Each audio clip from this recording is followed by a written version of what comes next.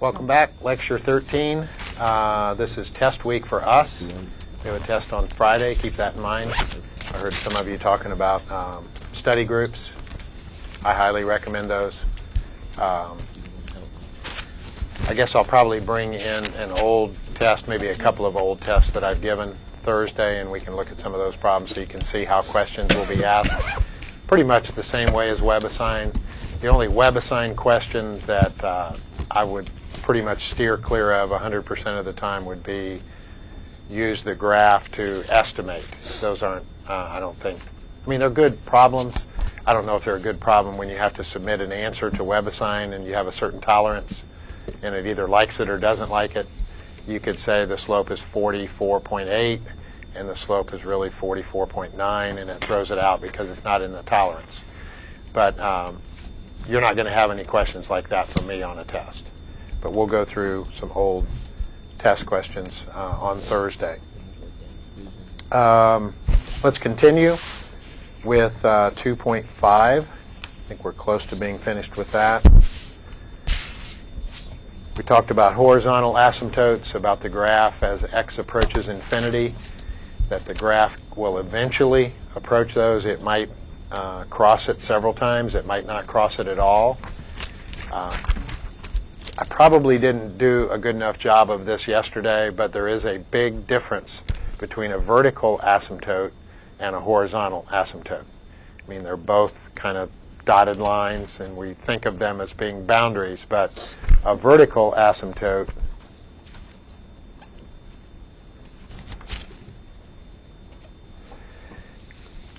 is a value for which the function is completely undefined. You will never, ever plot a point in a vertical asymptote. So when you draw this vertical asymptote over here at x equals a, the graph will never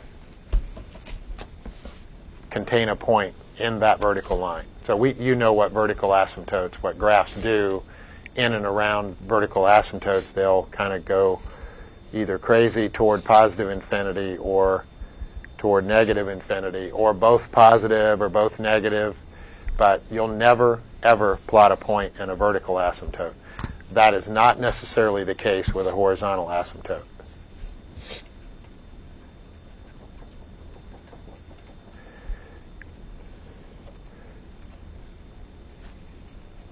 So you've determined that y equals this capital L is some horizontal asymptote. Why is it a horizontal asymptote? Because the limit of the function as x approaches infinity is this capital L. That means it's probably only valid for values of x that are getting tremendously large. So that means eventually it approaches that as a boundary. But it is actually fairly common for a graph to contain a point in the horizontal asymptote, but then eventually approach it. So not all of them do this, but it is possible for a point to be plotted. The function is not undefined there.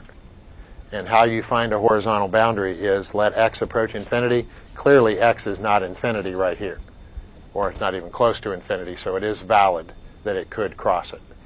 But that will never happen in a vertical asymptote. We did the tangent function yesterday. Let's take a quick look at inverse tangent today.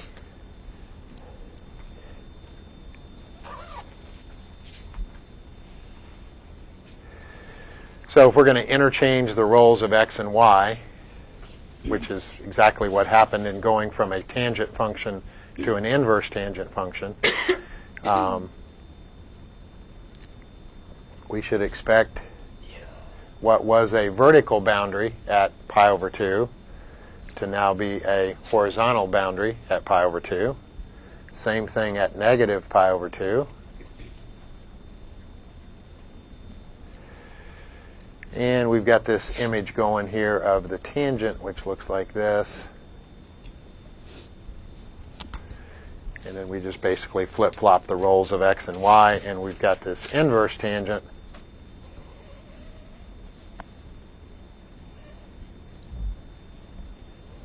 which looks something like this.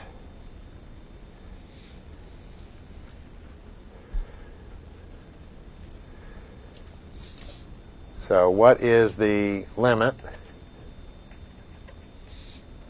of the inverse tangent as x approaches infinity? So we let x get larger and larger and larger. What's happening to the, basically, the y value?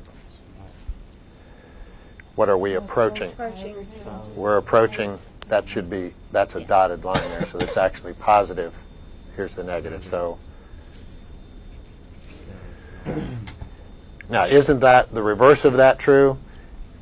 If we look at the inverse, that as x approaches pi over 2, the y values go crazy toward positive infinity. We're just interchanging that role.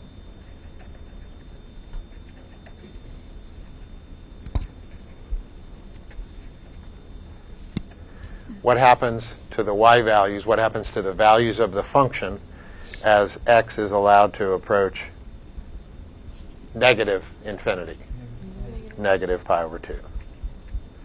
So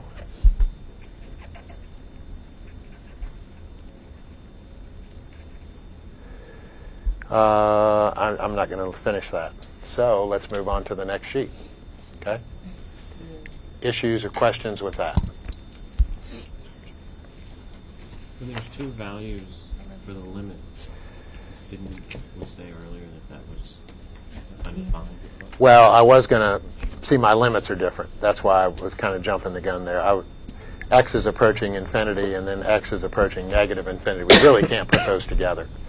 I was going to try to put them together, and then I decided that I couldn't, so I just scrapped it. But you're correct. If we were approaching the same value from the right and from the left, and we got two different answers, then the two-sided limit would not exist. That's correct. Okay, let's see if this was a point that I successfully taught yesterday.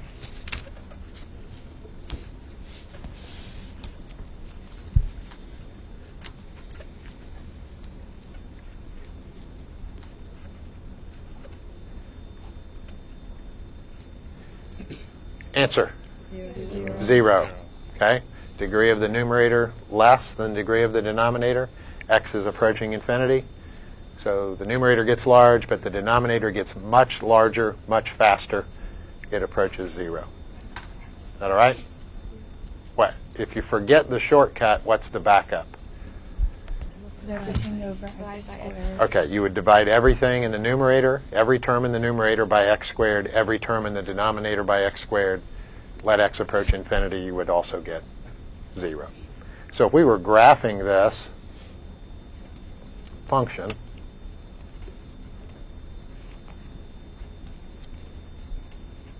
we're not going to graph it, but if we were going to graph it, we know something about that graph because of what we just decided right here.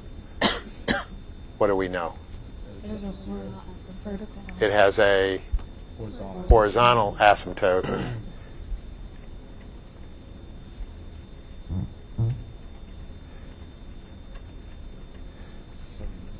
at y equals 0, right? And we could plot points. We could determine if there's a vertical asymptote. There's a whole bunch of things we could do to finish the graph, but we do know that there's a horizontal boundary there. I don't want to clutter up that problem. How would it change things if I changed that x in the numerator?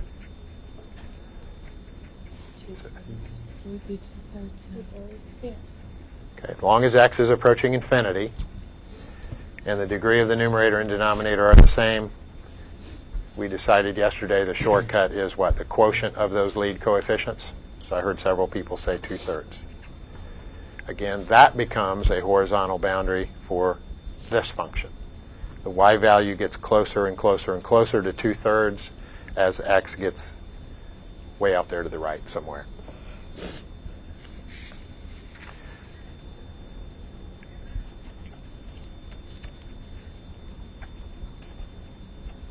This is kind of strange. cosine function. If we allow x to approach infinitely large numbers, what happens to the cosine? Stays between 1 and -1. That's right. It kind of continues to oscillate between 1 and -1, right? So because the cosine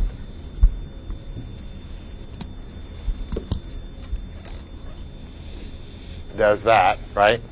And we're concerned with what happens as it moves out here to the right. Doesn't it just kind of oscillate as we move out to the right, continue to oscillate, right?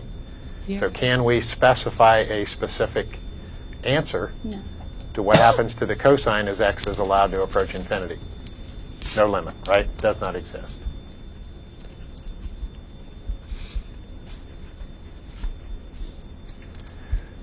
So we do get values, but it's not like converging on any one specific value because it is an oscillatory function. All right, that should finish us from 2.5. Let's go on to 2.6. I know I looked over the WebAssign right before class, and a lot of the things that you're asked to do in this particular WebAssign we are about to do right now. So by the end of class today, we should have those concepts pretty much nailed down, I hope, if I do my job. So the title of this section is Tangents. We're going to spend a lot of time on tangent lines, slopes of tangent lines, equations of tangent lines.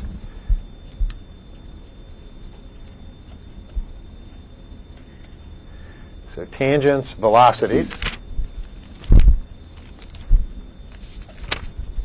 Just so happens that if we start with a distance, height, or position function, and we take the slope of the tangent, it actually is a velocity, so it kind of fits right in, and other rates of change.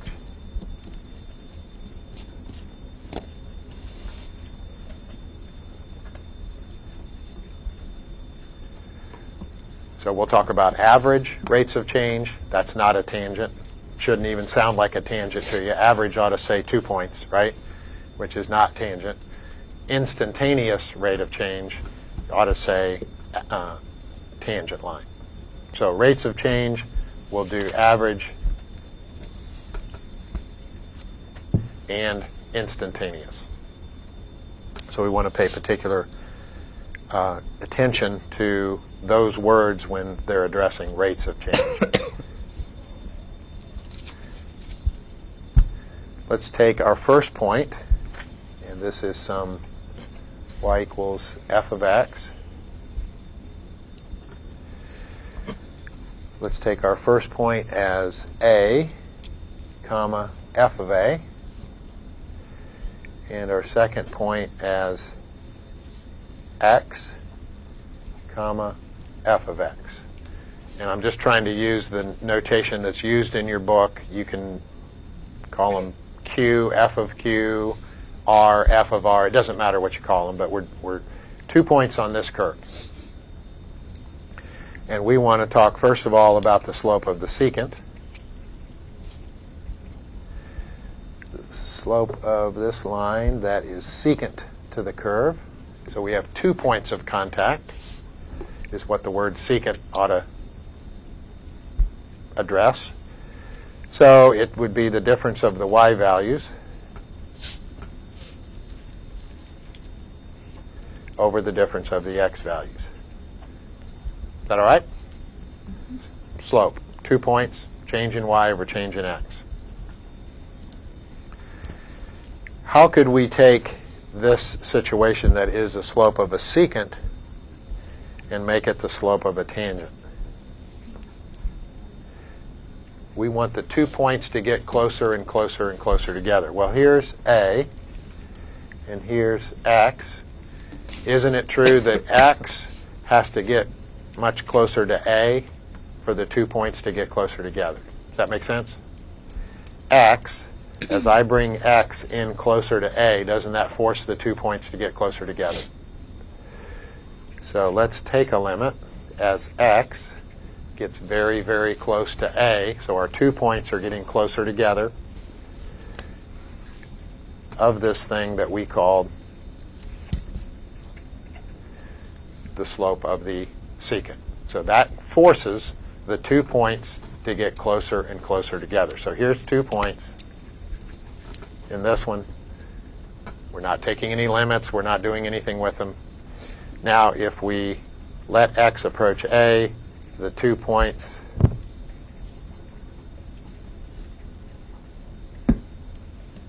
get closer and closer and closer until they're practically side by side. And if you think of 2 points side by side, well, if they're that close together, they're in essence the same point. So we'd be talking about a tangent as opposed to a secant. Now, this eventually will be called for us. This was one of the definitions of derivative. It's not actually stated that way in 2.6 in the text, but it will become one of our 2 equally valid definitions of derivative. But right now, it's going to tell us how we can find the slope of the tangent. All right, example before we look at the other way.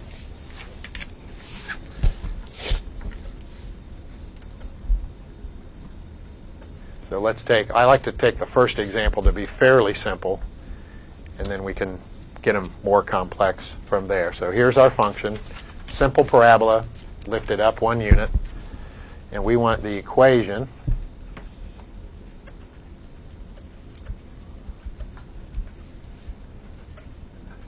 of the tangent line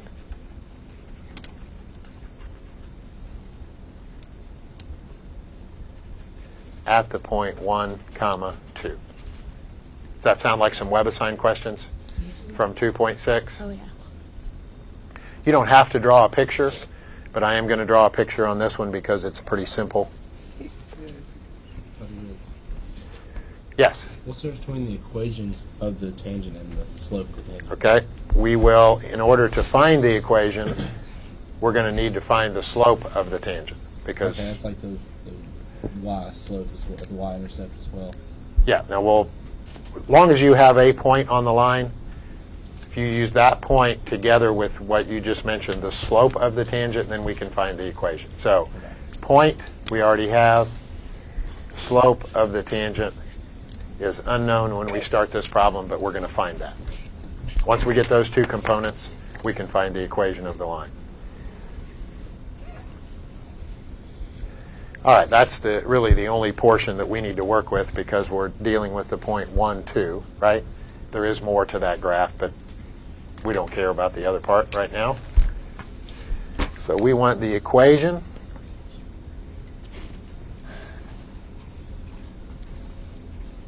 of that line that's tangent to this curve at that point. So once again, the only thing we don't have is the slope of the tangent. Let's use that same kind of definition or description of the slope of the tangent. F of x minus f of a all over x minus a as x approaches a. This, when it's all said and done, this will probably be your second choice of how to find the slope of the tangent by the so-called long way, by the limit way. But let's see what it looks like here. The f of x, well, that's just the way it was handed to us. X squared plus 1 minus the f of a. What's the f of a? 5. 2. A would just be a squared plus 1. 2. Don't worry about 1, 2 right now. We'll come back to that. I'm talking about in general. The f of a would be a squared plus 1, right?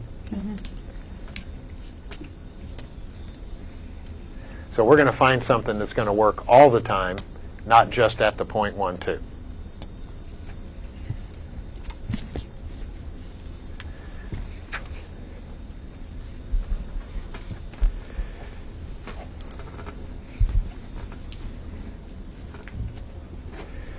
So we've got x squared plus 1. Everything that follows gets negated. Minus a squared minus 1.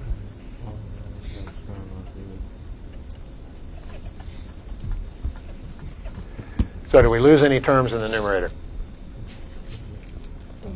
1. Okay, minus 1 plus 1. Those are gone. x squared minus a squared over x minus a.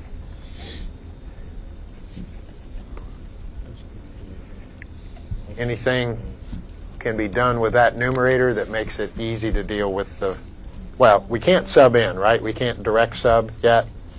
If we plugged in a for x, we'd have 0 over 0. So that's not going to work. Factor the numerator? Yes. How's it factor? AX. Okay, that helps.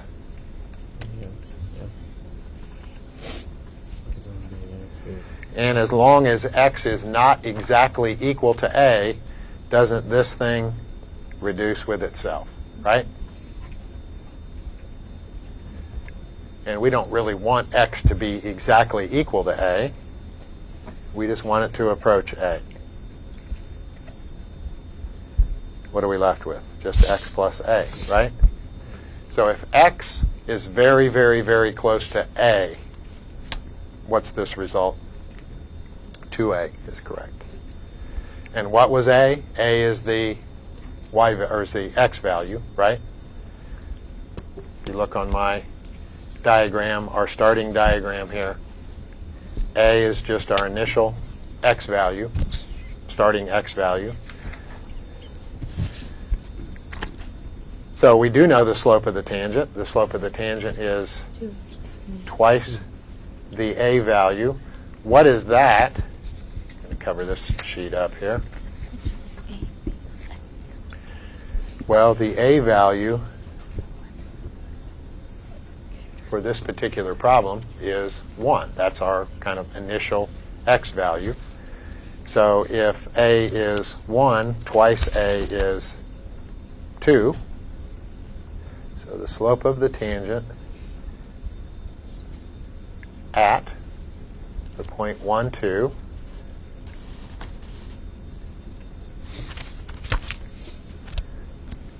twice the a value, twice in this case the x value as 1 is 2. Now we know the slope and we know the point of tangency. That's all we need to get the equation of the line. So, old friend here, y minus the known y value. The known y value is 2.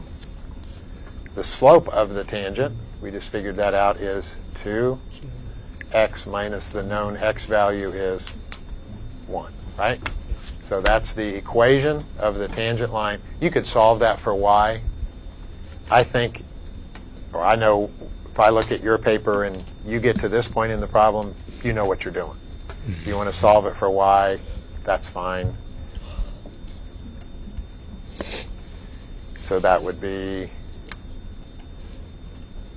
y equals 2x, right? So that happens to actually go through the origin because it doesn't have a y-intercept.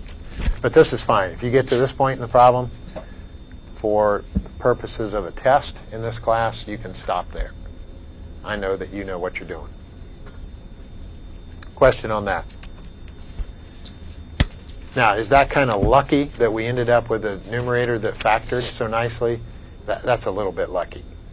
And they all don't happen that way. But that was a simple example, and we kind of were fortunate that the numerator factored. Let's look at a second way. And if you've had some calculus, this way will probably look a little more familiar to you.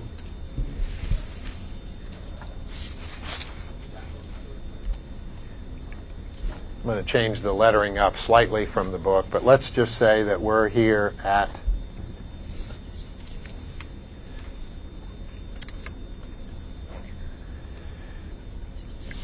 x, and then we're up f of x.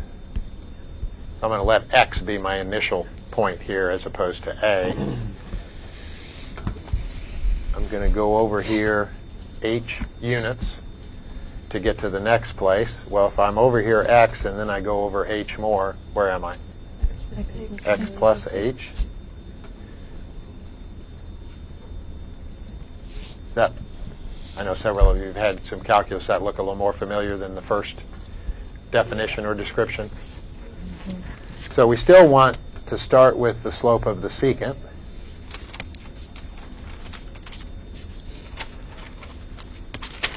By the way, let me go ahead and put this in. Since part of the title of this section is rates of change, slope of the secant is the average rate of change.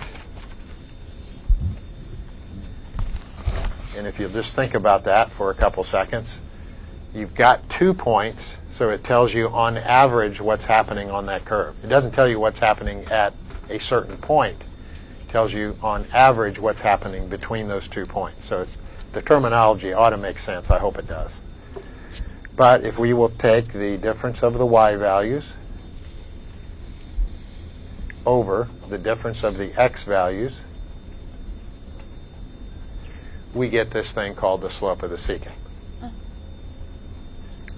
Y value minus y value over x value minus x value. Now, the denominator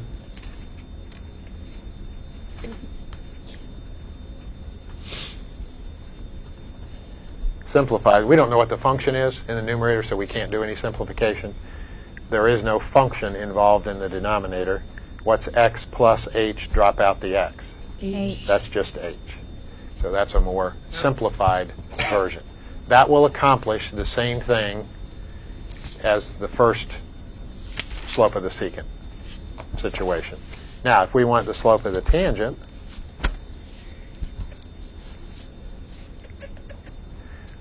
and let me address this as a question rather than just tell you. What we did in the first situation, we want to do that again. We want the 2 points to get closer together. We want this point to get closer to the first point, so that instead of being secant, we're eventually tangent. What would cause that to happen? H approaches 0. Good. H approaching 0. So if h, the distance we went in going from our first point to our second point, if h is made smaller, doesn't that force the 2 points to get closer together?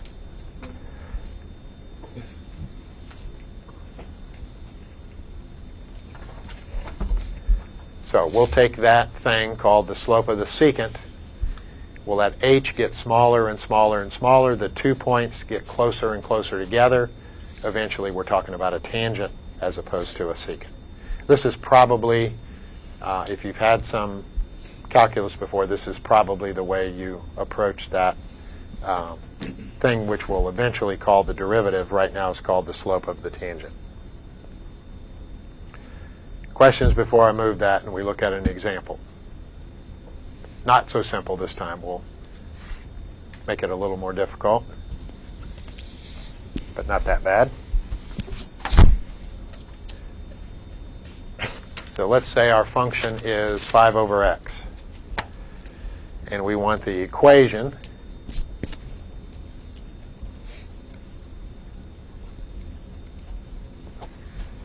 of the tangent line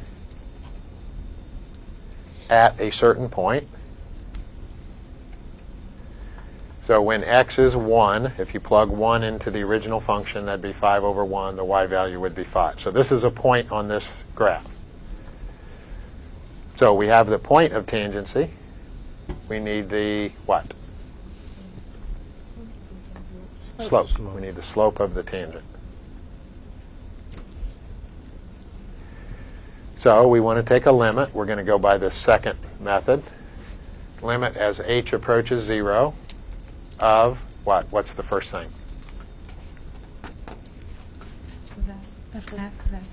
F of x plus h. What is that for this function? 5 over x plus h. 5 over x plus h. From that, we want to subtract the f of x, 5x. 5 over x, all of that over h, and then we want to take a limit when we're done as h approaches 0. Everybody feel comfortable with that? Yep. That you could do this? It doesn't do you any good that I know how to do this. It does you absolutely no good. I want you to leave class knowing that you know how to do this. Everybody all right? What's next? What's the next process in this simplification? Common denominator. You said that like you were looking forward to that. Right? You're trying to subtract 2 fractions. We can't subtract 2 fractions unless we get a common denominator. So let's multiply by x over x in the first fraction. and multiply by x plus h over x plus h in the second fraction. In either case, what is x over x or x plus h over x plus h? 1. That's 1. So it's legal. We're multiplying by 1. We're not changing anything. We're just changing kind of the form so we can put them together.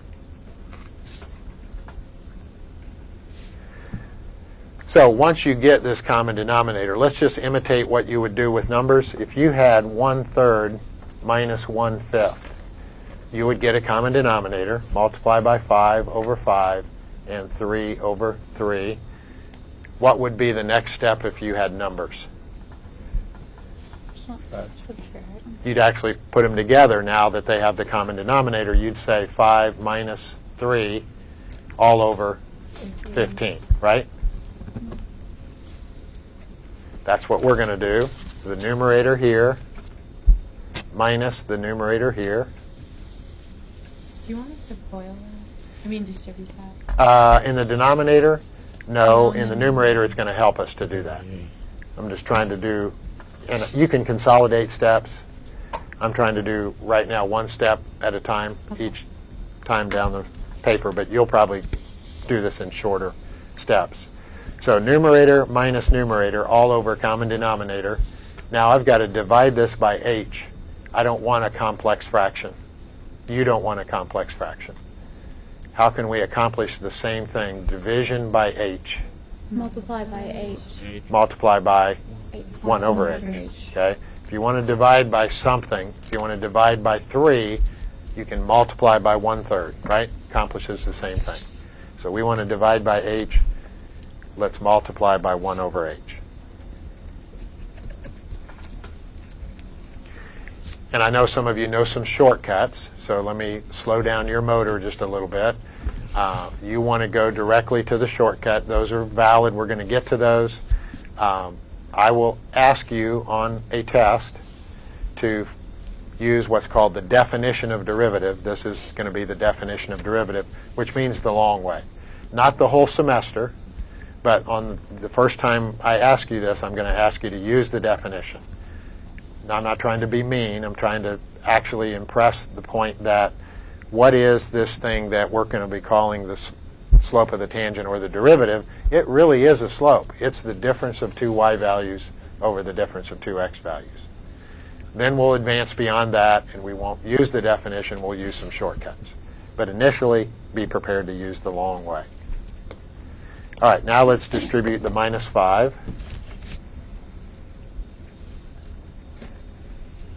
And then just multiply things across the bottom.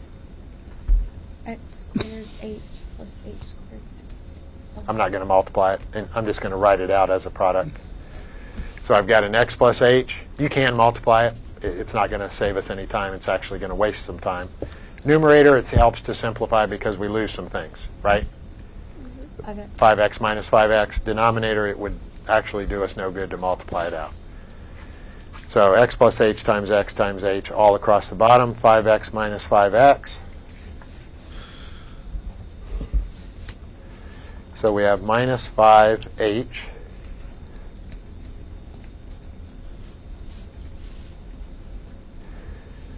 So what's next? 11h. Okay? You have a factor of h in the numerator, a factor of h in the denominator. As long as h is not 0, that reduces to 1 over 1.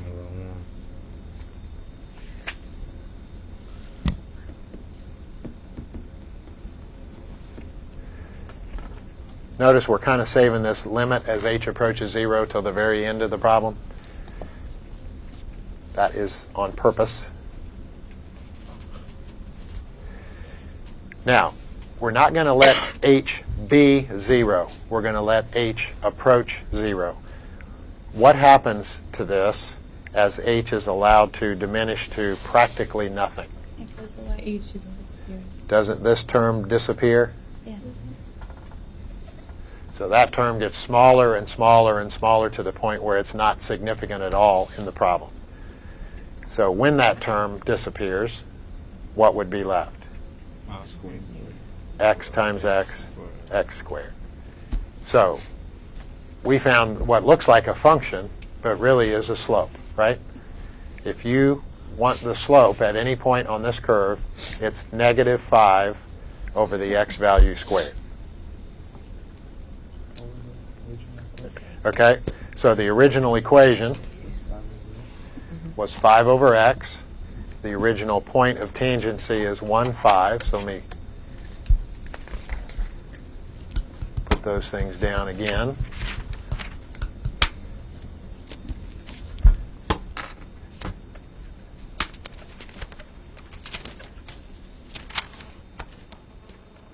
And now we have the slope of the tangent,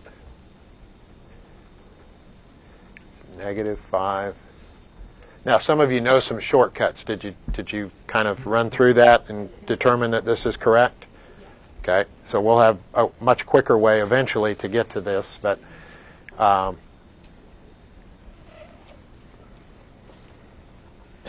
you don't have to graph these things. I always like to put a picture because sometimes a picture helps solidify what we have for an answer. 5 over x, if you were to plot points on 5 over x,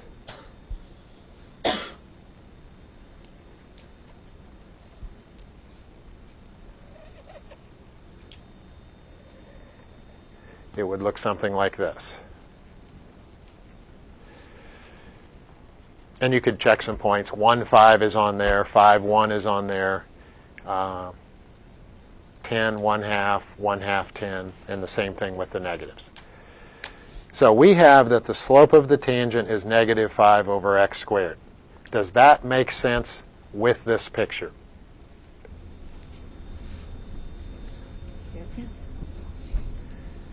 How can we make that make sense? Well, isn't this numerator always negative? Right? I mean, there aren't any variables there. It's negative 5, so it's negative. What happens when you put in a legal value other than 0? What happens when you square something? It's positive, right?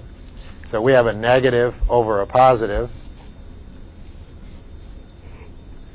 A negative over a positive is what?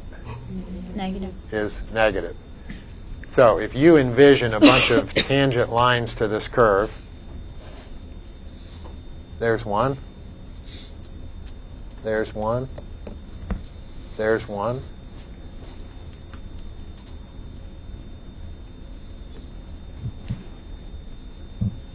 Are all of these tangent lines negatively sloped? They are, right? So it seems to make some sense. Tell me, this is kind of getting a step ahead here, but I need to start asking questions like this because it's right around the corner in the book. When the slopes of the tangent lines are negative, what's the shape of the curve? What's the curve doing as you read it from... Down? Not concave, that'd be a little different topic, but Oh, it's the other one. it's decreasing. Is that true? Yeah. Isn't this falling from left to right, right here? And then we have a little intermission right here. Curve doesn't exist at all. And then what's it doing when it picks back up? It's falling, decreasing. So if you have a negatively sloped tangent line, which these are always negative, then the curve must be decreasing, the entire curve, where it exists. It doesn't exist at 0, so it can't be decreasing there. All right, let's finish this problem. So we have the point is 1, 5. The slope is negative 5 over the square of the x value. The x value is 1. So negative 5 over the square of the x value is negative 5. And then we go back to our old friend here. Y minus the given y value is 5. The slope is negative 5. X minus the known x value. If you get to that point in that problem on a test, you're done. You can continue to solve it for y if you want to.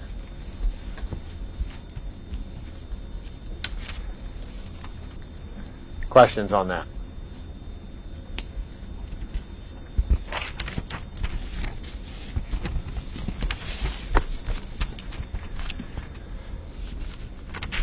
Okay. So that's the title of this section is Tangents, Velocities, and Rates of Change.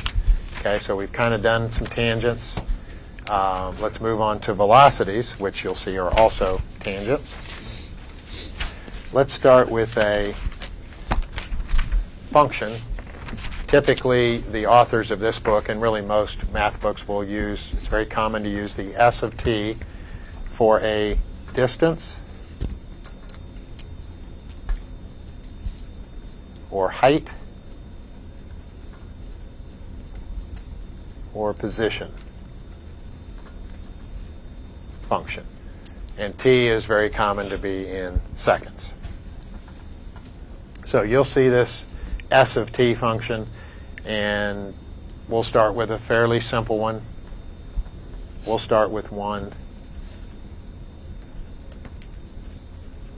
that looks like this.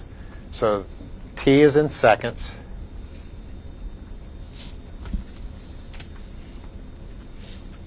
And s of t will be in feet for this example.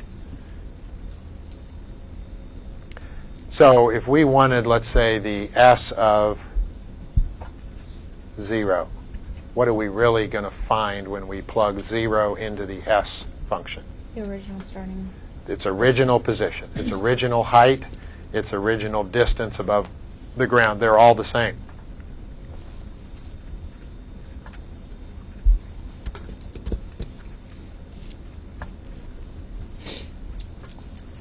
So the position of this object, whatever it is 1,000 feet above the ground at time 0. If we wanted to know where it is at time 1,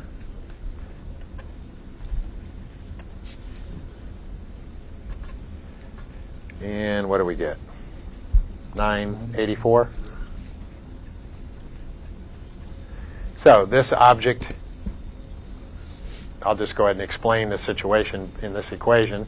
Its initial position is 1,000, so it's on the top of a building. And it is not projected upward. Initially, it's falling, so it's released. Okay? So it's not projected upward, it's just released. And what's the only thing that's going to affect it after it's released? Gravity, which it's it's actually a deceleration, right? The deceleration, according to gravity in terms of feet and seconds, would be negative 32 feet per second per second. So for every second that passes by, it's going to lose 32 feet per second of velocity. That's all gravity is it forces it to lose velocity. It's decelerating that object. So we can continue with the s of 1, the s of 2, the s of 11, if it lasts that long before it hits the ground. That'll tell us its position, its distance above the ground, or its height. What if we wanted to find when it hits the ground?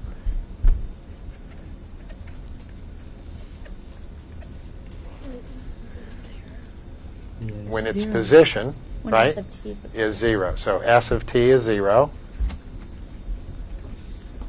And we want to then find what t is such that the s of t is 0. So we could set s of t equal to 0.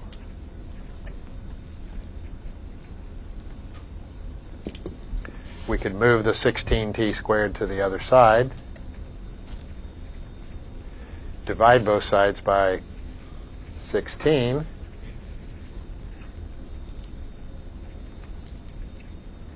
What is 1,000 divided by 16? I don't know. Do we? 62.5. Okay, and then we need its square root, right? 7.91. So t is approximately 7.91. 7.91. Thank you. Seconds. So we're on top of a building 1,000 feet above the ground. We release this object, and it takes it 7.91 seconds to hit the ground. So we can do that with the s of t. Let's suppose we want to talk about or evaluate its velocity. So we want to still use the s of t function.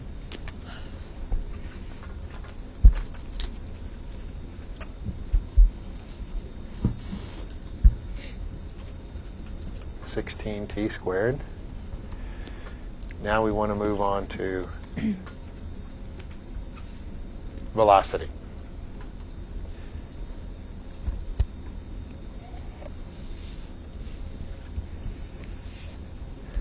So we've got this function that looks something like this, okay? So let's come out here to t.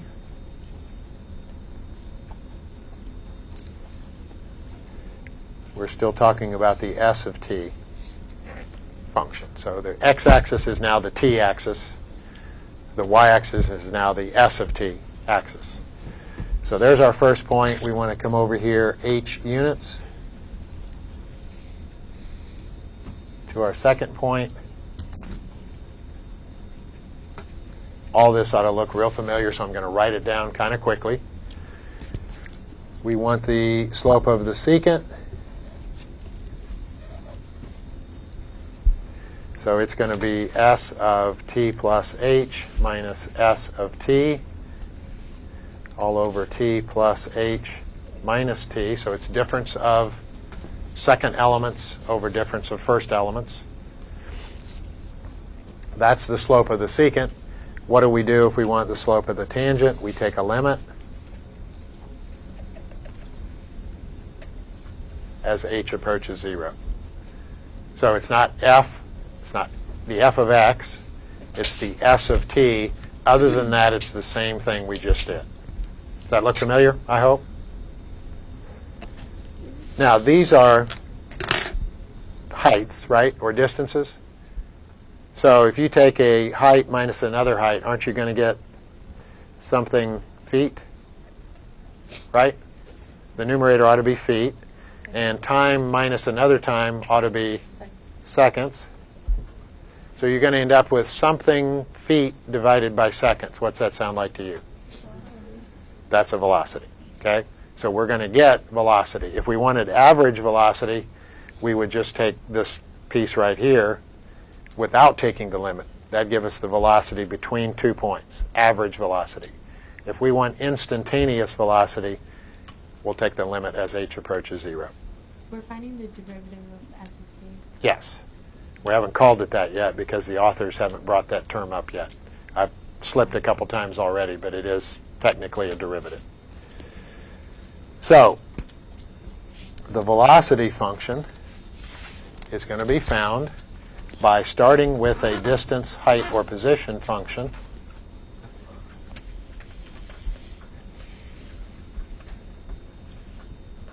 Which is basically what I just wrote down, and I've knocked out the t's. In the denominator, we had a t minus a t, so it just leaves h. So if we start with, if we go back to our example, what is the s of t plus h? Does that look right? We're about out of time, so I'm going to try to get this up here and simplified fairly quickly. So our s of t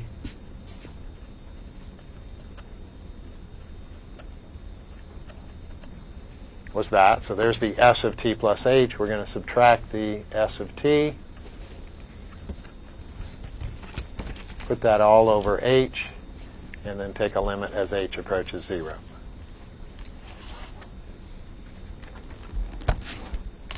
All right, let's see if we can accomplish this in about 30 seconds.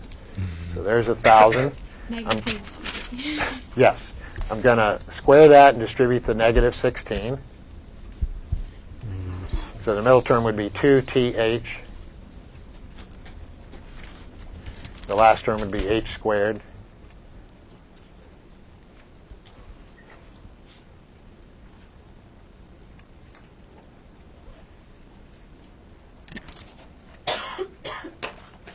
Okay, do we lose any terms? 1,000 minus 1,000? 16. Minus 16t squared plus 16t squared. Everything else should have an h. I think the h Negative 32t minus 16. minus 16h. Is that it? As long as h is not 0, that reduces. H plus 0 to 30.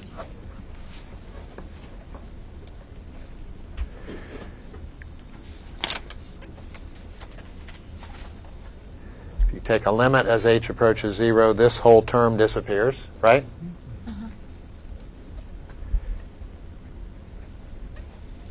So for our function that we started with, we now have a velocity function, and we're out of time to do anything with that, but we'll start class tomorrow with that so we can see what it can tell us. See you tomorrow.